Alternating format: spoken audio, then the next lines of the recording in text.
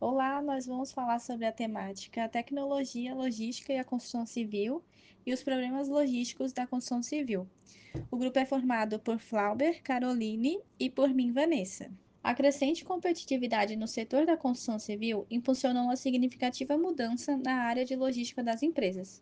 Antes vista como uma atividade secundária, a logística passou a ocupar um papel estratégico dentro das construtoras, tornando-se essencial para garantir eficiência técnica e econômica.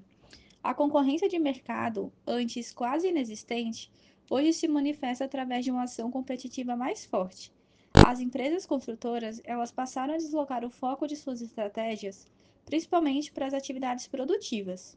Então, a necessidade de reduzir custos, otimizar prazos e melhorar a produtividade fez com que as empresas revisassem seus processos de suprimento e distribuição, adotando assim práticas modernas de gestão de materiais e planejamento. Então, a logística ela deixou de ser apenas um suporte operacional e se transformou em um diferencial competitivo fundamental de mercado. Em relação à cadeia produtiva de suprimentos da construção civil, pode-se fazer uma perfeita analogia com o canteiro de obras de uma edificação. O canteiro, ele seria a unidade fabril com seus diversos departamentos internos, apresentando numa extremidade o conjunto de vários fornecedores e na outra extremidade os clientes, que seria o consumidor final daquele produto daquela edificação. Mas a indústria da construção civil, ela apresenta uma diferenciação significativa em relação a outras indústrias manufatureiras, como a indústria seriada. A indústria seriada, ela apresenta uma sede manufatureira fixa, com equipamentos e forças de trabalho bem definidos, duradouros e contínuos, como também linhas de montagem com operações repetitivas e constantes. Dessa maneira, o local de produção é fixo, enquanto o produto é ele que se desloca até o mercado. Enquanto que a indústria manufatureira na atividade da construção civil, ela apresenta algumas peculiaridades. O produto ele é imóvel, são os operários que se deslocam ao longo dos postos de trabalho. A indústria ela é móvel, ou seja, os processos, a mão de obra, os materiais e os equipamentos, eles mudam de local para local ali no canteiro. A mão de obra, por muitas vezes, é desqualificada e também há uma alta rotatividade. O tempo ele de produção é elevado até a finalização da construção. O custo de produção também é extremamente elevado. A produção ali também está sujeita às intempéries, ou seja, o produto fica exposto durante toda a sua construção. Não tem um padrão contínuo de procedimentos e de responsabilidades. Além disso, a atividade manufatureira da construção civil também apresenta produtos únicos e não seriados, no qual apresenta um padrão de baixa repetitividade. Há uma complexidade no sistema produtivo, no qual são envolvidas especificações complexas, por exemplo, nos projetos executivos a determinado construções, a determinadas obras, apresenta uma grande variedade de insumos, responsabilidades muitas vezes dispersas, no sentido de que algumas zonas podem não apresentar responsáveis explícitos, apresenta muitos processos artesanais, com possibilidades ali limitadas de automatização para algumas determinadas atividades, apresenta interferências entre tarefas, nas quais há muitas operações ocorrendo ali em paralelo e muitos profissionais envolvidos, equipes envolvidas, e também apresenta uma cadeia produtiva de suprimentos que não é física, ou seja, o cliente, o consumidor final ali daquela edificação, daquela construção, é que vai atrás do produto e o produto não é levado até ele. Ou seja, o produto, a edificação, a construção, ela permanece no local e a indústria, o canteiro de obras, que é temporário, é desmontado ao fim da obra. Desta maneira, a busca pela qualidade, baixo custo, maior rapidez e flexibilidade, além das pressões competitivas do mercado, fez com que as indústrias recebessem e dessem uma maior atenção à área de suprimentos. E a área de suprimentos, ela é responsável pela maior parte dos recursos financeiros e potencializa um grande campo para a minimização dos custos e maximização do nível de serviço e, consequentemente, pela qualidade e produtividade. Assim, o gerenciamento efetivo e eficiente da cadeia de suprimentos representa uma contribuição importante para que os objetivos eles sejam atingidos, para promover a agilidade das operações e também promover uma melhoria contínua da qualidade dos serviços e dos materiais e componentes da construção. Associando a isso, e agora falando sobre a etapa da manufatura na cadeia de suprimentos da construção civil, se entende que a complexidade do sistema produtivo na construção civil em mobilizar e padronizar as máquinas e os equipamentos, ela é caracterizada pelo fato de que a maioria das atividades ela é feita de maneira artesanal. Ou seja, as atividades elas são desenvolvidas pelas próprias mãos dos trabalhadores, com uso ali de ferramentas, e é totalmente dependente das habilidades, dos conhecimentos técnicos e também dos hábitos de trabalho que o profissional vai desenvolvendo ali na sua função ao longo dos anos. Então, a cadeia de suprimentos, ela é constituída de 3 etapas básicas, que são o suprimento, a manufatura e a distribuição física. E na questão da construção das edificações, a manufatura, ela se caracteriza por uma sucessão de etapas constituídas por atividades consideradas, né, diversificadas. Então, grande parte das tarefas e de materiais e componentes são diversificadas e isso requer instrumentos de trabalho e de mão de obra também diferenciados. E podem ser citados entre vários processos de transformação dentro da manufatura do setor de edificações, por exemplo, a questão da instalação do canteiro, a questão da fase de locação, soldagem, escavação, contenção e execução de fundações, né, envolvendo aí a parte de infraestrutura. Outras atividades diversificadas também são a questão da execução da estrutura, que envolve atividades e tarefas como a questão das formas, ferragens, concretagem, desforma, que seria a parte da superestrutura. A execução também de elementos de vedação, que são as alvenarias, envolvendo as atividades de embolso, reboco, como também divisórias, gesso acartonado, painéis. Dessa maneira, a cadeia de suprimentos na construção civil, ela possui algumas características únicas, onde cada etapa influencia diretamente o resultado final da obra. E a integração entre esses processos é essencial para garantir eficiência, qualidade e redução de desperdícios, reforçando também a importância da logística como um fator estratégico dentro do canteiro de obras. Então, pessoal, a gente vai tratar agora, né, sobre os agentes que são envolvidos na manufatura de uma determinada obra. Dentro de um canteiro de obras, existem vários clientes que devem ser atendidos com a mesma eficiência que é destinada ao cliente final, né, que é o nosso cliente externo. Então, basicamente, cada frente de serviço dessa dentro de uma empresa representa um desses clientes, que devem ser supridos tanto na sua área de trabalho, na mão de obra, na matéria-prima e entre outros fatores. Esses clientes são vistos como agentes internos, né? Que esses agentes intervêm no processo construtivo que tem a finalidade de fornecer o seu serviço ou até mesmo o seu produto. Então, dentro de uma determinada organização empresarial, esses agentes podem ser tanto da própria empresa, como também podem ser fornecedores externos a ela, que são os terceirizados. Então, são esses agentes que irão interagir no processo como um todo, nos fornecendo ferramentas, equipamentos, serviços como mão de obra, materiais do nosso canteiro, os nossos subsistemas. Então, no próximo slide eu demonstro melhor a caracterização desses agentes. E aí, pessoal, a gente chega na parte de caracterização, onde a gente classifica esses agentes em 7 agentes principais que a gente precisa ter dentro do nosso canteiro de obra. Então, basicamente, a gente precisa de fornecedores de projeto, né, para nos fornecer o projeto arquitetônico, o projeto estrutural, o projeto de instalações, como instalações elétricas, instalações de pluviais, instalações de água fria, instalações complementares no geral. E aí, outro agente é o fornecedor de infraestrutura, que aí a gente já precisa de alguém para avisar a parte de levantamento topográfico, a parte de terraplenagem, estanqueamento, sondagem do meu terreno. E aí, outro fornecedor seria o de supraestrutura, já entrando a parte da alvenaria, a parte de revestimento nas instalações no geral. E também, dentro da nossa obra, a gente vai precisar de um fornecedor especializado, especializado nos métodos construtivos que a gente vai precisar utilizar dentro do nosso canteiro, como também na parte orçamentária. Outro fornecedor seria o fornecedor de ferramentas e equipamentos.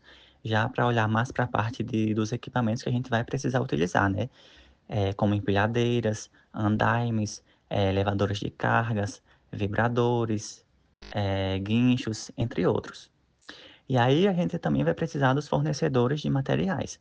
A gente precisa de alguém para olhar a parte dos materiais que a gente vai utilizar na nossa obra, né? O nosso cimento Portland, o concreto estrutural, elementos de alvenaria, a argamassa, o aços e armaduras, tintas, equipamentos no geral. Como também a gente vai precisar de fornecedores de subsistemas. Aí já entra a parte dos elementos, né, pré-moldados, como também das ferragens, né, pré-prontas que a gente traz de fora da obra. Então, pessoal, esses fornecedores internos vistos anteriormente, eles precisam andar lado a lado aos fornecedores externos à empresa, para que a gente consiga suprir as necessidades, né, da determinada função que a gente está exercendo dentro da empresa, do canteiro de obra. A gente precisa ter alguém de fora para estar nos auxiliando, seja no equipamento, seja num serviço terceirizado, no material. Então, esses fornecedores externos, eles são vistos como uma etapa da administração de materiais. E aí já entra a parte do fluxo de materiais, dos componentes e os serviços que são executados externamente à empresa. Então, esses agentes, tanto dentro como fora da empresa, eles precisam ter um alinhamento, né? Um planejamento para que a gente consiga ter um controle dentro da nossa canteiro de obra. Seja um controle dos materiais, para que não haja retrabalho, desperdícios, atraso dos materiais. Então, basicamente, esses agentes precisam andar bem enquadrados. Então, para atingir o objetivo final, eu preciso fazer um gerenciamento eficiente na minha obra, né? Trazendo um produto com qualidade, alinhar o meu valor compatível com o mercado, e ter o mínimo de perdas e desperdícios possíveis, como também entregar a minha obra dentro do prazo pré-estabelecido. Então, basicamente, todos esses agentes vistos anteriormente precisam andar alinhados para que eu consiga esse objetivo. Então, a empresa em si, ela precisa passar por uma implementação de tecnologia da informação, onde essa tecnologia vai proporcionar a agilização de todos os processos envolvidos. E agora a gente vai discutir um pouco sobre os problemas logísticos que são vistos na construção civil. E aí, falando um pouco sobre desperdício, eu trouxe esse tópico do texto, onde diz que o desempenho operacional do sistema produtivo no setor da construção civil no Brasil não acompanhou a evolução que foi sentida nos demais setores industriais, convivendo ao longo dos anos com o desperdício e a improvisação dentro do seu ambiente construtivo. E aí a gente vê, né, o avanço tecnológico no setor industrial, mas que quando se trata de construção civil, é uma área que ainda não se atualizou tanto no mercado, né? A gente prefere seguir a forma convencional, a forma antiga, uma forma que tem muitos desperdícios ainda. Então, é meio que uma forma de acomodação, onde os empresários eles preferem jogar os desperdícios em planilhas orçamentárias, ao invés de procurar soluções melhores para ter um desempenho melhor da nossa construção, né? Evitando desperdícios. E aí entra a questão da competitividade. Então, outro tópico interessante é que a empresa, para garantir sua participação rentável no presente e no futuro, terá de conviver com mudanças. Então, seus agentes terão de procurar alternativas de melhorias contínuas e suas atividades de maneira a gerar e agregar valor na forma de serviço e produto. Então, hoje, o setor da construção civil é um setor que só cresce. Há muitas empresas no mercado, então, para isso, as empresas elas precisam montar estratégias de gestão da produção para ganhar nome no mercado, né? Para conquistar cada vez mais clientes e se destacar. E agora a gente vai ver qual é a logística da manufatura na construção, né? A principal fonte dos problemas. E aí, quando se trata de indústria, a gente classifica ela como logísticas, onde essa logística ela possui três focos principais, que é a logística de suprimentos, que é uma logística externa, onde ela visa o abastecimento da fábrica, a logística de manufatura, que é uma logística interna, onde ela está mais relacionada no processo de fabricação, e a logística de distribuição externa, né, que é aí onde a gente vê o nosso produto até a casa do consumidor. Então, basicamente, no âmbito da construção civil, essa divisão se reduz a dois primeiros focos principais, que é o suprimento e a manufatura.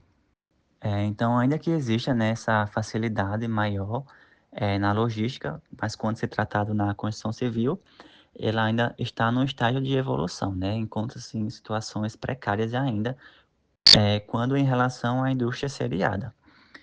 Então, a construção civil, ela necessita ainda de melhorias contínuas, sempre precisam estar melhorando, como também as gerências dos canteiros de obras, para que a gente consiga atingir o objetivo, como a agilização de atividades construtivas, o aumento da produtividade e do nível de serviços, né, como também a diminuição do desperdício. Pessoal, eu vim aqui falar sobre as principais ocorrências de perdas e desperdícios. A logística, quando ela é aplicada na construção civil, visa reduzir riscos, desperdícios e custos, além de otimizar recursos e prazos.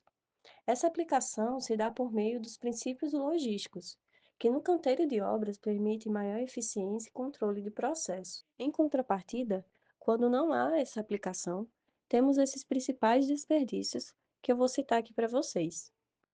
Perda de materiais em transportes, perdas por superdimensionamentos, como por exemplo o consumo excessivo de cimento ou de outros aglomerantes, perda de materiais em correções de retrabalhos, por não seguir projetos, perda de materiais ocasionados durante a obra, né?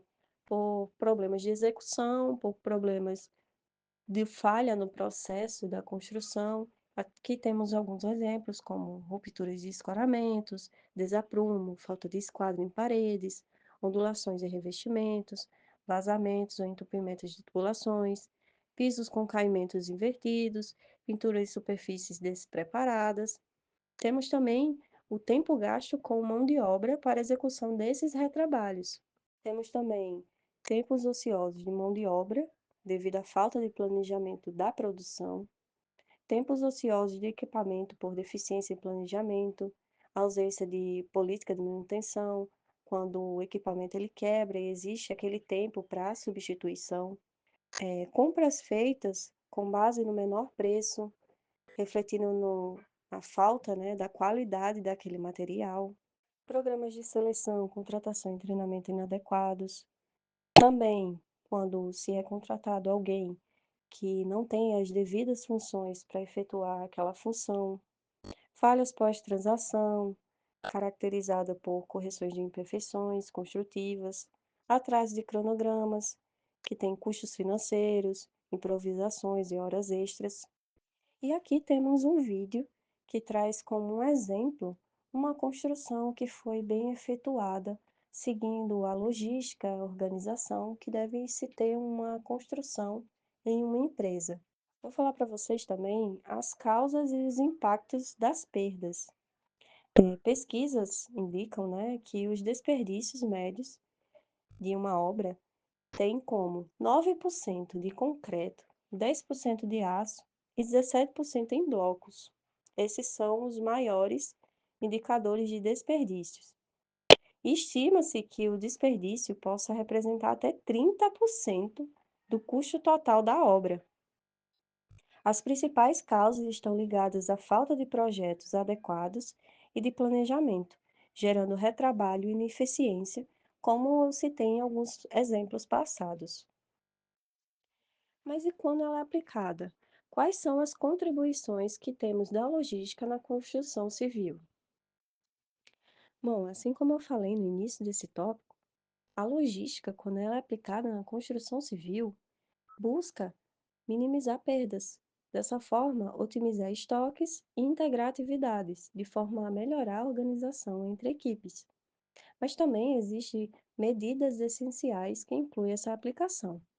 E temos aqui o planejamento criterioso e compatibilização de projetos, para que os projetos venham ser bem executados e que não hajam erros e nem retrabalho.